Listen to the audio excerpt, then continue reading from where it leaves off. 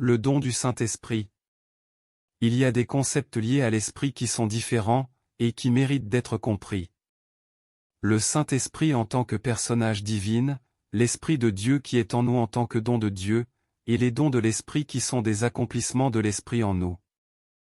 La présence de l'Esprit en nous, ou le don du Saint-Esprit, est une promesse de Dieu, quand il a dit « Je mettrai mon esprit en vous, et je ferai en sorte que vous suiviez mes ordonnances, et que vous observiez et pratiquiez mes lois. » C'est aussi une promesse de Jésus-Christ, quand il a dit « Quant à moi, je prierai le Père, et il vous donnera un autre défenseur, afin qu'il reste éternellement avec vous, l'Esprit de la vérité, que le monde ne peut pas accepter, parce qu'il ne le voit pas et ne le connaît pas.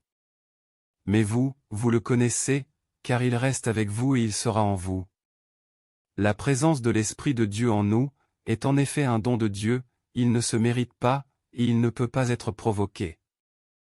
Il ne peut être qu'obtenu gracieusement de Dieu, en tant que souverain, suprême, roi des rois, et éternel. Comme il est écrit dans Romains 9 versets 18 à 25, « Ainsi, il fait miséricorde à qui il veut, et il endurcit qui il veut. » Tu me diras, pourquoi blâme-t-il encore? Car qui est-ce qui résiste à sa volonté? Ô homme, toi plutôt, qui es-tu pour contester avec Dieu? Le vase d'argile dira-t-il à celui qui l'a formé, « Pourquoi m'as-tu fait ainsi ?»